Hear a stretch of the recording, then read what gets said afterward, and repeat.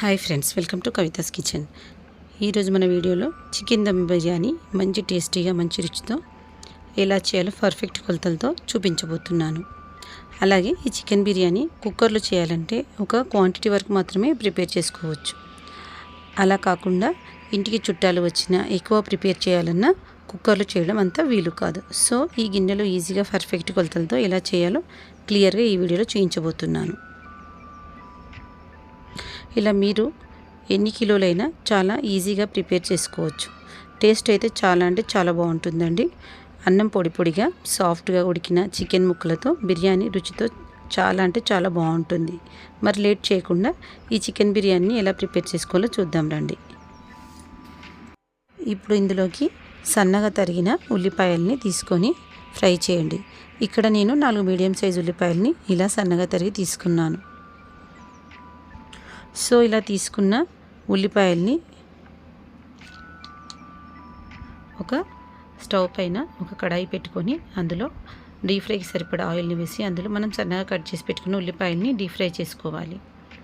తర్వాత వాటిని మధ్య మధ్యలో కలుపుతూ వాటిని ఒక గోల్డెన్ బ్రౌన్ కలర్ వచ్చేంత వరకు బాగా ఫ్రై చేయండి. మనం ఈ ఉల్లిపాయల్ని చక్కగా ఫ్రై చేసి చేయటం వలన చేసిన చికెన్ బిర్యానీ అనేది చాలా టేస్ట్తో కుదురుతుంది. సో ఇలా ఉల్లిపాయల్ని బాగా ఫ్రై అయ్యాక బ్రౌన్ కలర్ వచ్చాక ఒక ప్లేట్లోకి తీసి పెట్టుకోవాలి. వీటిని ఒక 10 నిమిషాల పాటు ఫ్యాన్ వేసి ఒక 10 నిమిషాల పాటు ఆరనివ్వాలి. ఇవి క్రంచిగా తయారవుతాయి. తర్వాత దీనికోసం ఒక మందపాటి గిన్నెలో చికెన్ను క్లీన్ చేసి తీసుకోవాలి. చికెన్ బిర్యానీ కొరకు కదండి, ముక్కలు అనేవి కొంచెం పెద్ద సైజులో ఇలా కట్ చేసి తీసుకోవాలి. చిన్నగా ఉంటే మనకు బిర్యానీలో ముక్కలు అనేవి కనబడవు. ఇలా పెద్దగా ఉండాలి. తర్వాత ఫ్రెష్గా చేసి పెట్టుకున్న అల్లం వెల్లుల్లి పేస్ట్ని 2 టీ స్పూన్లు ఇందులో వేసుకోవాలి. తర్వాత 1 టీ స్పూన్ పసుపుని యాడ్ చేసుకోవాలి. తర్వాత 2 టీ స్పూన్ల కారాన్ని వేసుకోవాలి. 1 టీ స్పూన్ ఉప్పును వేసుకోవాలి. తర్వాత 1/2 టీ స్పూన్ గరం మసాలా పొడి, 2 టీ స్పూన్ల ధనియాల పౌడర్, 4 నిమ్మకాయలను జ్యూస్ చేసి ఇందులో యాడ్ చేసుకోవాలి. 2 కప్పుల వరకు పెరుగును యాడ్ చేసుకోవాలి. 2 కప్పులు అంటే మనకు 1/2 లీటర్ పైనే ఉంటుందండి. తర్వాత బిర్యానీ ఆకును, హోల్ గరం మసాలా, షాజీరా, చెక్క, లవంగాలను ఇందులో యాడ్ చేసుకోవాలి. తర్వాత 4 ఇలాచీలను పౌడర్లా చేసి ఇందులో యాడ్ చేసుకోవాలి.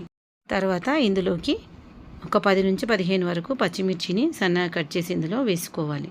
తర్వాత గుప్పెడు కొత్తిమీర ఆకును, గుప్పెడు పుదీనాకును ఇందులో వేసుకోవాలి. తర్వాత వాటిని ముక్కలకు బాగా పట్టేటట్టుగా బాగా కలుపుకోవాలి.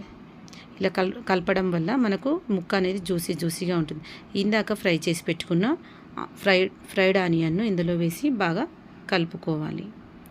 తర్వాత ఇందాక ఫ్రై చేసి పెట్టుకున్న ఆయిల్ ఉంటుంది కదండి, అది ఇందులో 2 గరిటెల వరకు వేసుకోవాలి. మనకు ఆయిల్ ఆప్షన్ ఉంటుందండి, ఇక్కడ మన ఇష్టం. మనకు ఇష్టం ఉంటే ఇక్కడ నెయ్యిని కూడా వేసుకోవచ్చు.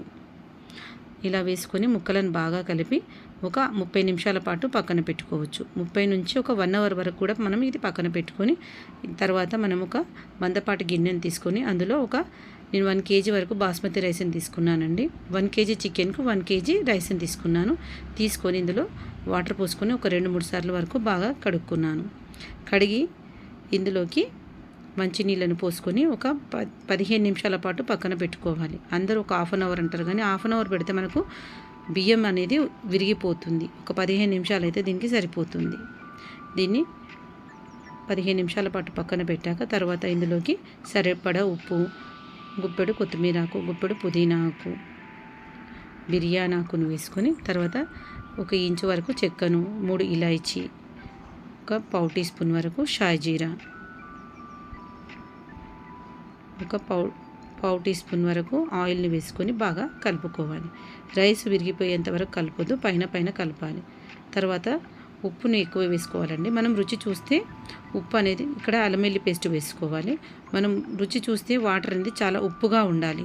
అలాంటప్పుడే మనకు రైస్ అనేది, మనం వాటర్ పంపేస్తాం కదా, రైస్ అనేది మనకు నార్మల్గా వచ్చేస్తుంది. తర్వాత స్టవ్ పైన పెట్టి ఒక 10 నిమిషాల పాటు సిమ్లో మంట పెట్టి ఉడికించాలి.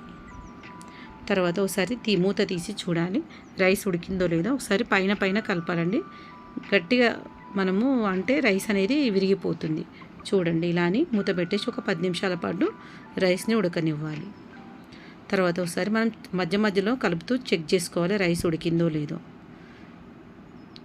తర్వాత ఇప్పుడు చూడండి రైస్ అనేది ఉడికిపోతుంది. మనకు 70% వరకు రైస్ అనేది ఉడకాలి. చూడండి ఆల్మోస్ట్గా మనకు 70% వరకు రైస్ కుక్ అయిపోయింది. మనం ఒక మెతుకు పట్టుకొని చూస్తే మనకు రైస్ అనేది విరగాలి. చూడండి ఇలా. తర్వాత మనం ఇందాక మ్యారినేట్ చేసి పెట్టుకున్న చికెన్లోకి మనం 70% ఉడకబెట్టుకున్న రైస్ని లేయర్గా వేసుకోవాలి. ఇలా అన్నమాట.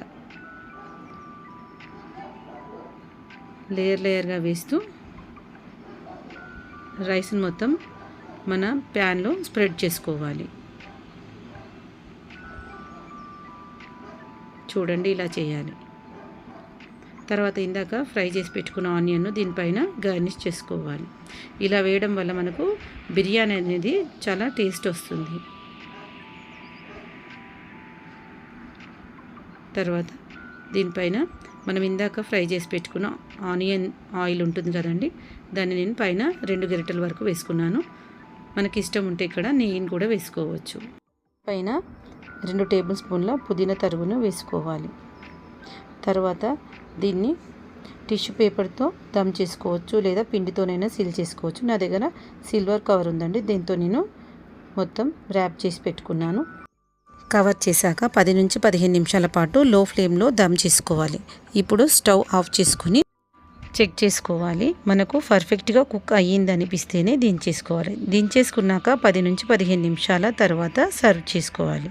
అప్పుడే మనకు బిర్యానీ టేస్ట్ పర్ఫెక్ట్గా ఉంటుంది. ఇప్పుడు రైస్ని కొంచెం పైకి లేపి చూడాలి. మనకు చికెన్ ముక్క ఉడికిందో లేదో తెలిసిపోతుంది. చూడండి ఇప్పుడు ముక్కను మనకు ఉడికిందో లేదో చూసుకోవాలి. చూడండి నేను ట్రై చేశానండి.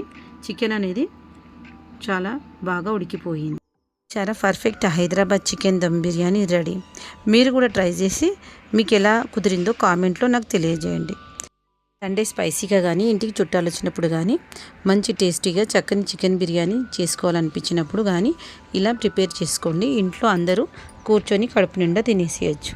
మీకు ఈ రెసిపీ నచ్చితే తప్పకుండా లైక్ చేసి మీ ఫ్రెండ్స్కి మీ రిలేటివ్స్కి షేర్ చేయండి. అలాగే సబ్స్క్రైబ్ చేయడం మర్చిపోకండి. Thanks for watching Kavitha's kitchen. Thank you. మీరు కూడా ఈ సండే ఇలా ట్రై చేసి చూడండి.